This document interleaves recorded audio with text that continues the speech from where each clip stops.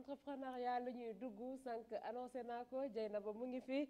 Souley Fatou Ndaw a ngi fi ñun ñëpp ñu fas yéene rek waxtaanee ab exemple ci wàllum entrepreneuriat Dieynaba. voilà donc di nuyu bu baax a baax téléspectateurs yi ak internautes yi nga xamante ne ñu ngi ñuy seetaan via DTV Magie de la télé di am mbégte ak contentement bu rëy fekk si la fi nga xamante ne nii moom mooy suñu plateau tous les jeudis avec votre rubrique il y a pas de sous-métier donc tey dañuy indil benn leader bu spécial ah su ma nee bu spécial c'est parce que il est vraiment spécial ñu ngi koy woowee Thione Niang yaakaar naa ñi ko xamul bëriwuñu donc Thione Niang c'est un leader extraordinaire vu son parcours ce qu'il a eu à réaliser depuis son enfance jusqu'à maintenant en plus de ça il est jeune très très jeune donc on va faire un zoom sur lui. On va parler de lui, de ses activités, un tout petit peu de sa vie et actuellement même ce qu'il est en train de faire. D'accord. Qui est Thione Niang? Voilà, en résumé, Thione Niang, il est né le 8 janvier 1978 à Kaolack. Donc en 2000, il a essayé 3 fois de partir aux États-Unis, d'accord, et ça a échoué. Mais comme c'est un Sénégalais vraiment bu gëm boppam, yàlla def, ça a marché. Avec son oncle Daouda, il l'a aidé à avoir le visa. Et plus tard problème bi mu amee visa parce que des fois da ngay gis day bëgg a tukki mu am visa mais après passe bi mooy nekk problème. Yàlla jàppale ko il y a son oncle Daouda le cousin de sa maman qui lui a aidé à avoir un prêt. À travers ce prêt-là il est parti aux États-Unis maintenant en l'an 2000 même année bi nga xamante ne nii fa la essayé am visa fa la essayé am li nga xamante ne nii moom mooy passe mu métti woon lool ci moom. mu méttoon loolu si moom bi mu ko amee dans cette même année il est parti aux États-Unis dafa àgg tak dem dugg si li nga xamante ni mu entreprise yi nekk apprenti boucher d'accord plus tard mu nekk enseignant di jàngale français mais après il a quitté l'école et en même temps bu muy liggéey si fi nga xamante ni apprenti boucher la woon imaginez-vous que il recevait $150 dans la semaine. D'accord donc pour te dire que ñëwul rek ne waa intellectuel la jàng naa du ma nangu yenn liggéey dafa ñëw rek il s'est soumis juste après yàlla def en 2002 à Cleveland il quitte l'école où il est enseignant il enseignait le français mais en 2006 yàlla ubbil ko ay buntu car il reçoit un soir un appel d'une députée qu'on appelle Charlie Smith une des leaders du Parti démocratique qui lui propose de travailler avec lui durant les élections sénatoriales en tant que consultant, d'accord? C'est là qu'est né le Thione Niang Consulting yaakaar naa ne fa la yàlla ubbilee ko ay buntu yoo xamante ne nii tey ça lui a valu tout son succès. Juste après, il fait sa plus grande des rencontres avec Barack Hussein Obama à Columbus dans la capitale administrative de Ohio.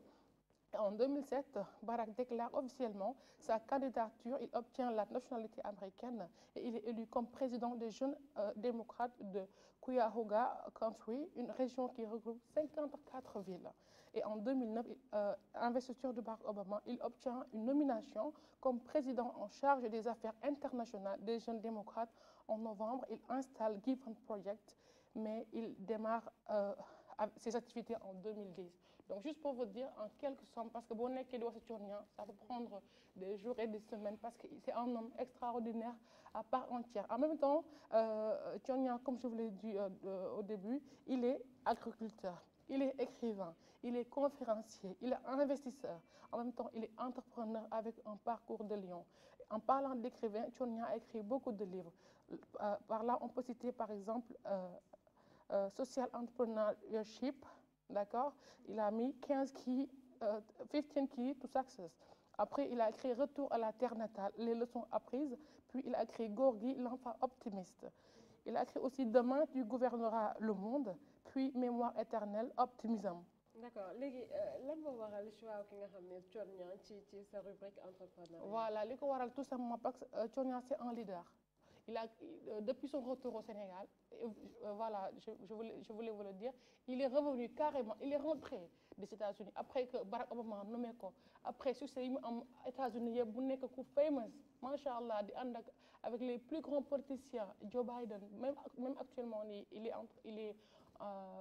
était aux États-Unis avec Joe Biden puis il est parti au Togo actuellement avec Emmanuel Adebayor.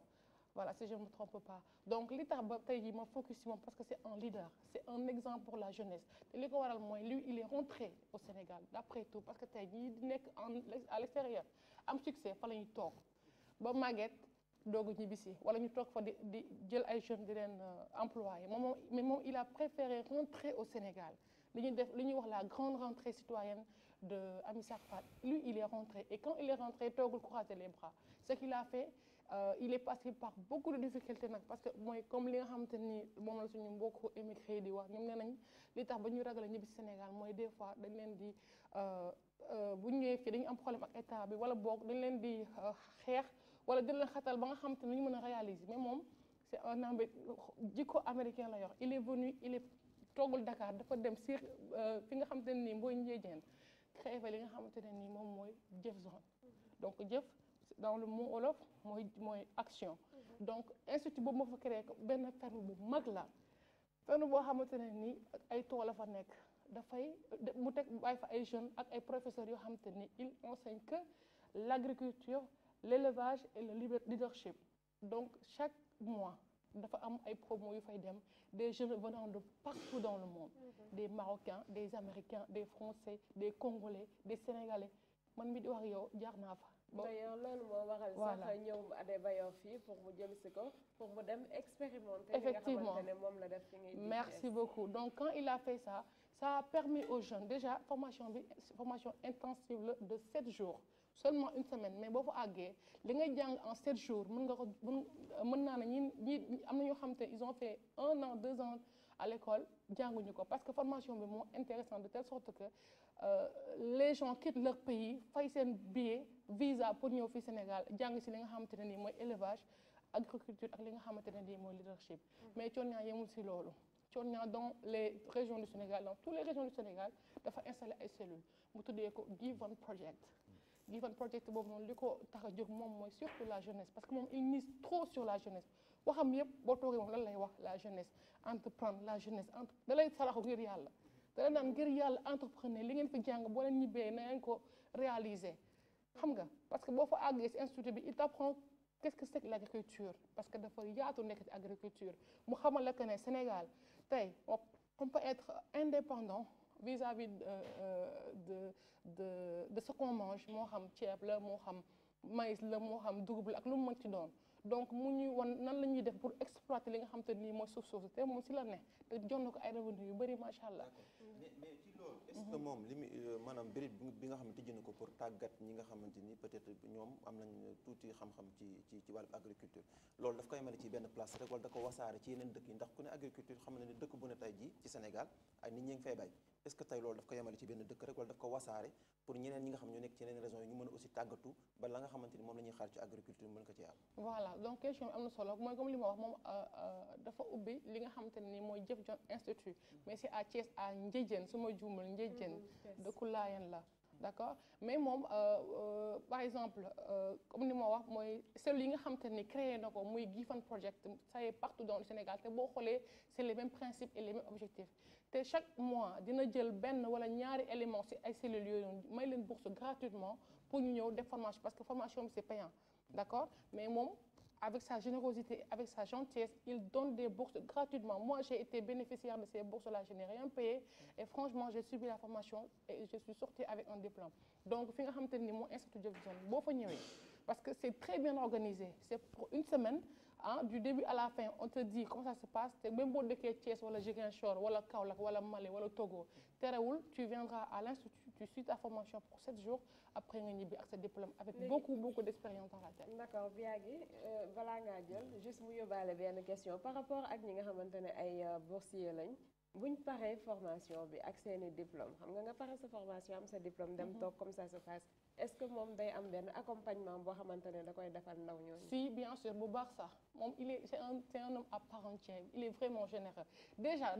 affaire yi pas promo la actuellement je pense que ñu ngi si 21e promo xam nga 22e promo mais déjà boo leen paree moom day def loolu parce que cours leadership moom moo koy joxel boppam tellement qu'il est modeste boo paree da leen di wax bind leen seen projet ngeen indi ko ma jàppale leen si noo leen ko bëggee at any time noonu la koy waxee ñun suñu promo demoon nañ ba cotiser ba war a def li nga xamante ne nii moom mooy investir ba moom moo ñu àll tool mais après il y a eu quelques problèmes au niveau des financements xam nga après ñu def ko stand-by mais il a fait cela avec d'autres promos jàppale leen financièrement jox leen ay tool jox leen ay jiw jox leen ay matériel pour ñu mën a matérialiser li nga xamante ne moom lañu jàng te moom day taxaw di la saraxu ngir yàlla ni la koy waxee ngir yàlla maa leen di ñaan li ngeen jàng boo leen àggee ngeen def ko parce que foofu da nga jàng micro jardinage te micro jardinage même fii mën nga ko fa defee ak paan ak siwo ak bouteille anyway mën nga ko def dina la jàngal la mooy pépinière la jàngal lañuy tranchée blanche dina jàngal la mooy agriculture jàngal les différents types de sol jàngal la qu'est-ce que c'est que l'élevage comment gérer l'élevage parce que Sénégal fii da ngay jot def sans pour autant nga xam mais lépp dafa am fu mu war a jaar. foofu ak formation boobu coach Pape Biagui ayca. bon man de man moom contribution la bëgg indi. damay confirmer d'abord lépp lu mu wax. d'abord man dama am chance bokk ci ñi lancé Give Project. macha allah en 2009 Angor Diarama bokkoon ci comité bi mu nekk sama xarit Thionia maa ngi koy nuyu au passage. effectivement li mu wax noonu la bi ngay terminer rek foofu lay commencer. mooy li question bi nga ko posé. En réalité Give One Project moom bu lay jàngal leadership déjà daf lay wax ni le leadership ne se décrète pas. Ça s'apprend. Et il faut nga dund ko mooy que ni c'est-à-dire booy bu la koy jàngal wala bu la koy digal moom du jël xaalis jox la mais li muy def si yow comme leadership daf lay ubbil buntu. forcément mais loolu moo tax mu ne Give One Project moom dafa di c'est-à-dire ça day transformer le jeune en un leadership. pour rendre service à sa communauté. loolu moo tax foofu noonu amul soo métier. c'est-à-dire loo jël rek da ngay nekk leadership ci li nga ne. kenn ku nekk na boo nekkoon boo ci li nga nekk yow ci li nga nekk journalisme foo nga nekk ci leadership kii ci li mu nekk ci leadership kii li mu nekk bu ñu defee noonu rek communauté bi dafay dem. en réalité c'est-à-dire li ko manqué à sa jeunesse. li ko manqué woon au début loolu la bëgg corriger ci les jeunes parce que moom il a fallu que mu dem pour mu mën a am loolu. bu demuloon fii lay nekk di rêver man damay voyager. tous les jeunes rêvent de ça. voyager mais voyager et après c'est-à-dire c'est ça c'est fii mooy problème loolu moo tax vraiment Thione c'est quelqu'un de très particulier. nit ñi am na looy nekk rek xam nga travailler avec Barack Obama vraiment il faut vraiment être quelqu'un et il avait de très bons rapports avec Barack Obama. man je suis témoin.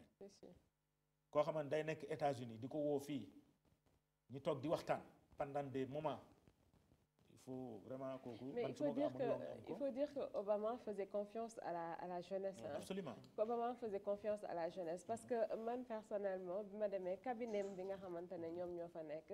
c'était des jeunes. ñoo xamante ne suñu âge la woon ak ñi nga xam ne sax ñun ñii ñoo leen xaw a mag donc Obama il faisait tout le temps confiance à la jeunesse parce que xam na ni ñoom seen jëmu bopp am nañ lu ñu mën a apporter li nga xamante ne moo di réew mi et am nañ ay idées yoo xamante ne ça peut construire un pays. et surtout le brassage parce que bi mu ñëwee mënoon na ne bon attends je vais prendre un américain mu nekk président des jeunes. non mais dafa jëm jëli koo xamante ne yàggul dara bi mu ñëwee. parce que il a xam na lépp. kii yàggul dara bi mu ñëwee. xam na fële nu mu mel xam na fii nu mu mel. man ñëw naa fi bu yàgg fële xaw ma nu mu demee donc il se retrouve lui-même. dans Thionia. kiyam la. voilà dafa bokk ci ay programme ak si muy def et c'est pas fortuit ndax programme bi mu instauré woon di invité gars yi ñuy dem foofu c'est lu important la. waaw man xam naa dama koy jaajëfal Dieynaba ci tey ñu indilee Thionia parce que man jàngat bi ma ci am mooy crise des mentalités bi ñu daan am vers les années 50 nga xam te ni da daan génn tukki dem bitim réew la muy njëkk a xalaat mooy boppam bu tekkee après pare na ci mais moom en tant que jeune mu teel a conscient ñëw bu war a tendre la perche aux jeunes sénégalais pour ñu suivre ses pas loolu déjà c'est à saluer mais aussi dafay gën a encourager la jeunesse bi fi ne pour ñu xam ni dara xëyul sotti waaye tamit nit boo nekkee ndaw dara jomm la ci dara jomm la boobu moo ko indil interaction bi mu am moo ko indil relation bi mu am ak link bi mu am dem na ba am ak comme ni nga ko waxee ak Joe Biden am ak Obama mais teewul loolu rek bu ko neexoon mën na am lépp États-Unis toog doylu ci mais le fait que mu ñëwaat surtout retour aux sources gën a inspiré waat aux jeunesses ñu gën a bàyyiwaat xel ci agriculture ak ci formation entrepreneuriat donc loolu dafa nekk lu am solo bëri na leçon yoo xamante ni war nañ ko cee mën a tirer mais aussi le gouvernement aussi il est temps non gouvernant ñuy xalaataat la jeunesse mais aussi ñu jox la chance aux jeunes pour ñu gën a bàyyiwaat xel li nga xamante ni mooy entrepreneuriat mais aussi pour gën a lutter contre le chômage ñu ngi gis ni fan yi xëyu ndaw yi am na ay mi ngi apporter ses fruits quoi qu'on puisse dire en tant que opposant gis nañ ni déjà ñu ngi ciy def jéego yu am solo nañ continuer rek yàlla baax na jeunes yi ñu ngi fi pour liggéey bañu liggéey mais moom seen gox la nekk est-ce que def ngeen ay pas dem vers moom seeti ko yéen yi nga xamante ne yéen nekk ci municipalité wu Thiès quand même bu fekkee ni côté Thiès la nekkee xëy na est-ce que am ngeen yenn rapport yi waaw pour bu dee côté boobu bénéficier xam de nga li ñuy ñun def on est une nouvelle équipe déjà sax su ma jógee fii conseil laay dem commune dem ville donc du coup bu dee ci côté social living bi déjà Thionia boo xoolee moom ak ay yoom Kébir Pen moom ak yow Modou Sey Modou Veti ñoom ñoo nekk ndowoon États-Unis donc il y a de très bonnes relations yu ñu am mais ñun dono suñu côté mën nañu wax amaguñu benn contact ak moom au niveau de Thiès mais teewul loolu dinañ ci jot ay jéego avec le maire docteur Babacar Diop nga xamante ni maa ngi koy saluer de passage moom aussi dafa jox confiance ndaw ñi donc ñun ñëpp ci keppaaram la ñu nekk mais ñu ngi déglu ñun tamit ñu ngi joxe ay idées donc loolu tey daf may permettre suñu fi jógee war a mën a établir le contact ak ku mel ni Thionia parce que Thiès aussi dañu soxla loolu Thiès booy xool lii gën a am problème mooy xëyu ndaw yi xëyu ndaw yi moo fa nekk problème NSTS moo fa nekkoon tëj na chemin de fer suñu maam yi ñoo fa nekkoon tëj na donc lenn moo fa nekk mooy Jakarta donc mu nekk problème boo xamante ni région de Thiès war na cee mën a bénéficier wu surtout ci wàllu agriculture. D'accord Dieynaba pour terminer. voilà juste si point moo bëggoon jeexalee moom mooy Thionia yemul rek sa jeunesse imagine toi que je pense que di nga gis si image yi given project yi nga xamante ne ni mu ngi partout dans les régions si école yi lay dem di former les petits enfants je te dis les petits enfants de 7 ans 8 ans à Richard Toll il y a pas longtemps je sais pas à Diourbel xale yi ils ont pu récolter ay légumes dans leur école. Tu vois, ça ce sont des petits enfants qui subissent la formation à Jefferson. Ça c'est intéressant parce que dès le bas âge, yaa ngi def ci xelu xale bi que ne yow c'est pas seulement les études qui te font réussir et que nga conscientiser ko xamal ko ne que à travers l'agriculture on peut développer un pays et n'oubliez pas que la révolution industrielle tey jii li tax ba tey Europe doon li mu doon c'est grâce à l'agriculture donc tey nous les Africains en tant que pays africain on a des sols riches machallah on peut exploiter ces sols mais malheureusement nos jeunes te lépp ci éducation la nga yaakaar ne ku dem sëgg di bay rek nekkoo au top voilà te en plus moom actuellement il fait des tournées internationales partout dans le monde Sénégal xamuñu ban valeur la Thionia am mais à l'étranger il fait des conférences extraordinaires. mais surtout surtout à Abidjan à Bogo où il a un grand centre. En France partout dans le monde am na fa ay cellules même en France aux États-Unis temps yi la nekkoon Espagne mais tubaab dañ ko bëgg dañ ko naw buy wax dañ naan tekkaaral di ko déglu ndax macha allah li ko yàlla may. mu nekk nag lu am solo defe naa ni man mii dinaa dem defi ji formation. ah oui il faut xaw ma nag su lay xaw ma ndax Pape wala kii mais formation boobu dinaa ko defe ji nekk na nag exemple boo xamante ne dañ koo war nag vraiment di wan askan wi rawatina ndaw ñi nga xamante ne ñoo fi nekk ñu xam ni rek la réussite moom mën na jóge fu ne. dinañ def Touba am ko ci plateau. si il le faut actuellement il est au Togo man j'ai voulu faire un tournage avec lui chez lui à Sendou. mais malheureusement il est pas encore là mais bëgg naa bu ñëwee ñu def tournage ak moom wala ñu invité ko sur le plateau ñu toog waxtaan ak moom ndax actuellement moom Emmanuel Adebayor je pense que tu es au courant de ça parce que Emmanuel wax nga ko léegi nii il est en train de créer le Jefferson